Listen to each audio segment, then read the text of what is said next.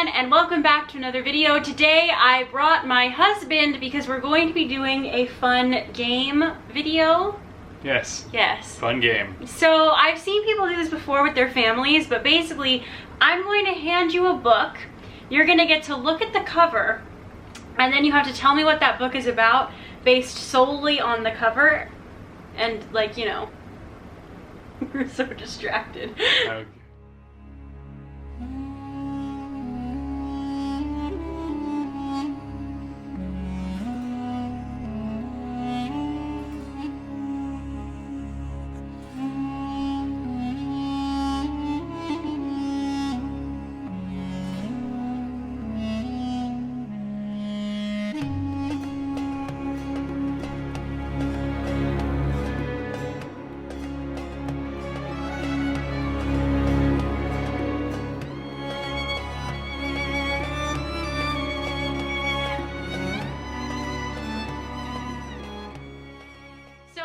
Not all of these books are biblical fiction, but they are all Christian fiction books. So I gave you some variety so that hopefully you have an easier time with this.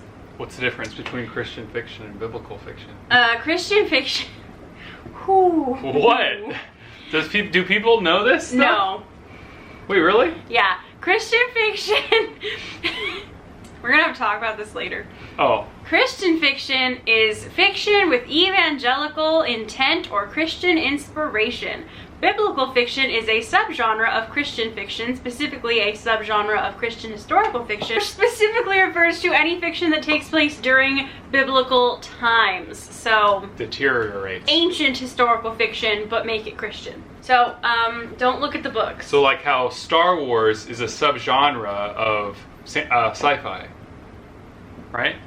This is the first book.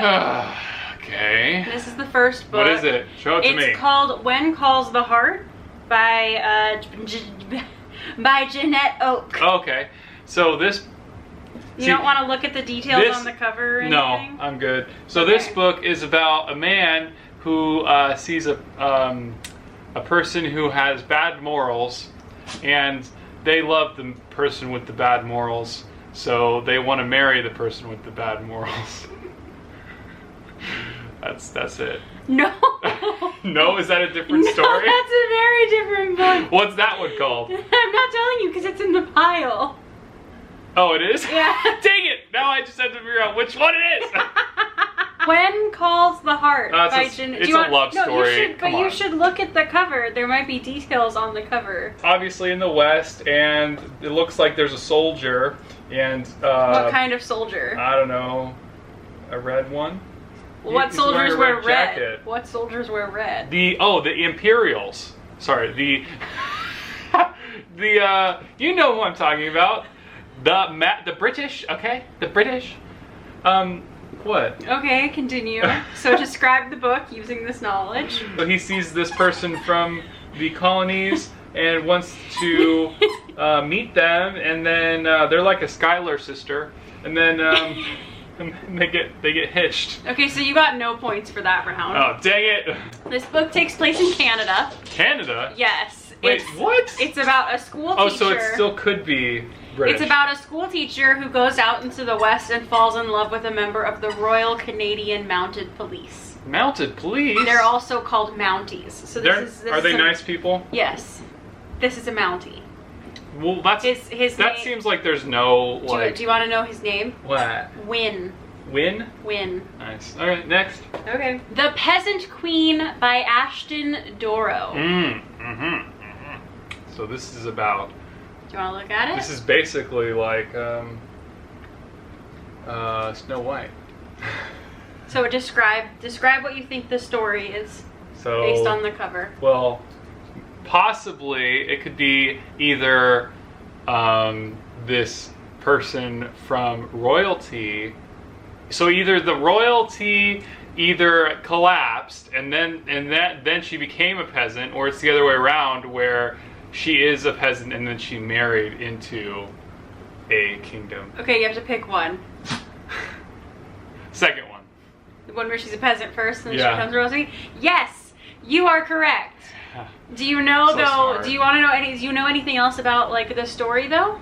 No, so is it like Cinderella? Oh. It's an Esther retelling. Wow. Yeah.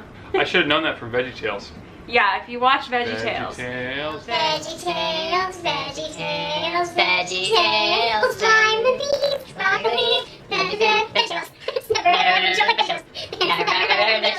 It's time for VeggieTales. Okay, next. The Secret Life of Sarah Hollenbeck. Do you want to examine the cover? Oh, I have no idea who Sarah is. Well, you get to look at the cover and try to figure out what Is you Sarah a fictional? think. They're all fiction. What do you mean? Of course she's a real person in the book. Okay, yeah, Sarah Duh. Hollenbeck is real. But she has a secret life. So Sarah is she has some like business job, some boring thing like that. And she also has a writing hobby that her family don't want to, or she doesn't want her family to know about it, or her relatives, because they all look down on writers, because there's this weird connotation around writers that they just sit at home and do nothing, and that's not correct. So she writes secretly, okay, so that no one knows about it. Okay. So you don't get a point. Oh, dang it. Sarah Hollenbeck writes books Maybe I was- under a fictitious name, Rain de Berg.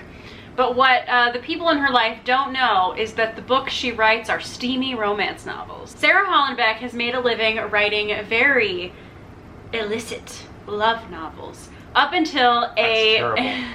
Yeah, but then she has an experience where she becomes a Christian, and that's complicated. So this Because- sounds like that, what's her name? Francine Rivers? Yeah. So she has all this history of writing all of under these, like, you know, secular brands or secular publishers, and That writing really sounds like Francine Rivers' story. writing all of these, like, you know, romantic novels, and then and then she becomes a Christian, so she sets out to write the ultimate Christian Is this romance just novel. literally telling a book about Francine Rivers? No, because it's a comedy. It's a rom-com called The Secret Life of Sarah Hollenbeck about a Who's Francine Christian... Rivers? Here, you can hold this book. It's called Love Amid the Ashes by Misu Andrews. That's the one. No. Nah, dang it. Because I You spelled only that out know perfectly. one book. No, so, their house burnt down, and, they... Can you hold the book so people can see it? Okay, so their house burnt down, and the girl's house burnt down, and then the guy came into the girl's house and found a bunch of basically, I don't know, old memories and stuff of their previous relationship, and then he brought him back to her. Maybe there was like a map or something else in there that told him where to go. I'm thinking about like Indiana Jones, maybe. Who knows? So you don't get a point for that one. This is a retelling of the Bible story of Job. Wow. Yeah. Job's good. Yeah. Why Well, don't they just say that instead of love amid ashes? because Oh, I get it. Because all of Job's relationships go away. yeah. Redeeming Love by Francine That's the Rivers. one. What is it about? I told you. No, you have to do it again though. But I to already get the point. did. You have to try again. Ay, Come on. ay. What is I already did Redeeming get the Love by point. Francine Rivers? I refuse. Redeeming Love by Francine Rivers. Describe the book. Okay, it's about a person that does bad things, and then that bad things were looked past by a guy, and the guy loved the person even though the bad things were happening. It's kind of like The Medicine Woman. So, fun fact, actually, he's talking about Dr. Quinn. Right? Yes, Dr. Quinn. So, fun fact, this book, Bethany Turner is actually a huge Dr. Quinn fan, Uh-huh. and there's tons of Dr. Quinn references in this book. Wow. But going back to this, I will give you I'm not really sure. Oh, okay. I will You know how it's the same, I know, right? but Okay. no one on the internet will know. Yeah, I will give you the point for that. Yeah. Very good work. I'm Thanks. very proud of you. Yay. Come here. Yes. Come here. You knew that. Yes, I did. I'm just going to start thinking about Bible stories. Okay. Not Well, that I know very many. let's see how well that works for you. More Than Words Can Say by Karen Whittemire. Oh boy. Here. This is modern. Yeah, look at they have a stove. You think it's modern based on the cover? Yep. Yeah, there's no, like, okay, maybe prairie times, but, like, there's no Bible stories in prairie times. Are you kidding? Okay. So describe what you think the book is about. Man, okay. There's a guy. He's looking at the girl, right? She looks like she's kind of like, oh, what is he doing watching me cooking or baking or whatever? Mm-hmm. She might also be wondering if he's like staring at her butt or something, which he probably is, to be honest. Yeah. So, I mean, look at where his eyes are looking. Look at that. Look. Yeah. He's like, ooh, yeah. Anyways, so... And he's sitting there with his little... He's sitting there... The tea is hot. He's sitting there with his little smirk on his face, being like, ha, yeah. She's a baker, and she sells the baking goods. And then he is the supplier of the flour. Okay. So you don't get a point for that one. Wait, that's not the story? No. But her bakery has fallen on hard times. So in order to save the bakery, she has to get married. So they get married to save her bakery. That's cool. Man, it's not a good cover though. Like, this is the series. What? Yeah. There's like, wait, is that supposed to be the same person? No. Okay, good. But they don't look like a series. Yeah, stylistically. And then it's different. Supposed to be set in like the 1800s. 1800s? Yeah. Are you kidding? No. It looks a little bit... Yeah. Not buying it. Yeah, it takes place in 1896 in Texas. And then she's supposed to be plus size. I get half a point. Put it like halfway through the snaps. Okay, you get half a point. Thank you. We're going back to biblical fiction. Okay, good. Land of Silence by Tessa Afshar. Was it the time leading up to Jesus? Maybe. Is that your fine? You want to lock that in?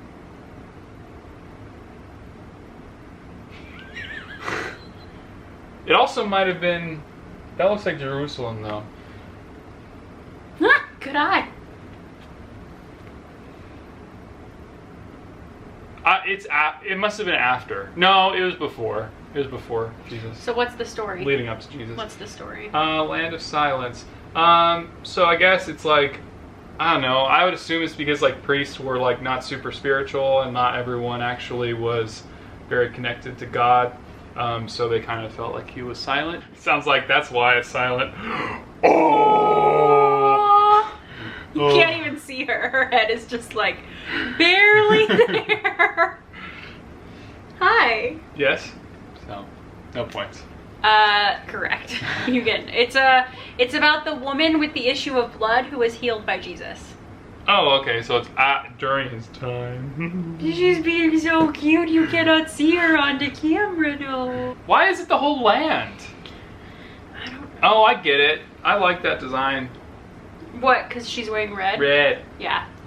Yes. This is actually one of my favorite biblical fiction covers because it's actually like symbolic. And with the flowers, there's something that happens at the beginning of the book, so. No wonder. Okay, Providence. Barbara Breton. Barbara M. Britton. She's very nice. Barbara. Okay, M. Got it. Barbara. There should be, I will say. Her name was Barbara? There should be a bigger space here, okay? There's not enough big enough space. I'm so sorry, Barbara. Hannah's Journey. Okay, what? I don't know. Describe what you think the story is. I don't know a Hannah in the Bible, so I can't compare it. Well, there is, but it's not this Hannah. Oh, it's a different one? Made up Hannah? Mm-hmm. Something with to do with his Israel. Interesting. I read that. Where? Oh. Just don't read the blur. Why don't I have any benefits to being able to read the front title? Because it's supposed to be like your guess. Well, there's very little I can extrapolate from Providence, well, especially because you can't even define it. You have to try. Okay, she likes lipstick. Okay, so this book is actually about the daughter of a priest. A priest? Yes, and what? They believe she is cursed because she has like deformities in her ears. If you had a deformity or like an illness or some kind, you were cursed, right? So she tried to cover up her deformities with her headscarf and her lipstick. No. The lipstick is completely irrelevant here. And then she meets a nice boy who goes with her on an adventure to try and seek out someone who can heal her and perform a miracle. It's Jesus. No. The next book we have is Where We Belong by Lynn Austen. Well, they're wearing attire from the 18th century, and... It would be the 19th century. Really? If you're referring to the 1800s, that's the 19th century. 19th century, that's what I'm referring to. Yes. Why do they do that? It's so stupid. Because the first century was the zeros.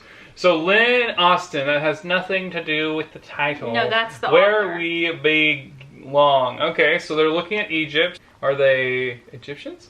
No. It's two sisters from Chicago who share a love. They share a love of like archaeology, history, and Bible. So they study. belong together. Yes, and they go Searching the world.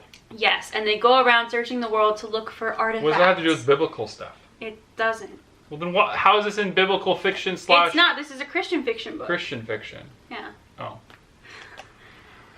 Okay, anyways. Did you not understand my explanation? They discover the world together and look at architecture. And archaeology. I get a point. How on earth do you get a point for that? Because you didn't let me actually do my final answer. Okay, fine. You get a point. 3.5 out of 9. So there's... How many more? There's one left, and then we have a bonus round. Okay, so you can like try to double points. Redeem yourself. Double points. Okay. Love Comes Softly by Jeanette Oak. Okay, during prairie times, they're in the West, Mm-hmm. and Jeanette Oak, is she the same person that does When Calls the Heart? Yeah. Yeah. Oh. So Love Comes Softly. So it's they probably have to do a lot of courting back then. Courting. Mm. So obviously courting is very courting. You have to keep saying it like that. Yeah. Courting is very by the book, Y'all come sort back of thing. now, you hear? So obviously very slow. So whoever it is needs to have a lot of patience, and that's why it says softly. Okay, that's it. Okay. So what it really is that a woman and her husband go out to the Old West to start land, and like within the first chapter he dies. Oh my gosh. So she marries someone else that she is not in love with because she needs a husband. Was it his brother? No. Oh, good. She just needs a husband. That'd be gross. So they get married, and they don't love each other, but they learn to love each other. That sounds inefficient. Are you ready for the bonus round? Do it 2 points. No, this bonus round, so right now you have 3.5 points out of 10. This bonus round is worth 50 points for one book. So I get double. Way more than double here. What? You have 3.5 points out of 10. This next book is worth 50 points. So meaning you'll have 53 points out of 11. Well, that's crazy. Okay? I never had a test like this. Okay, well... What is it, the Bible? No, if you get this book, you will win the game, okay? Are you ready? Can't win the game. Are you ready? Go ahead. Star Wars?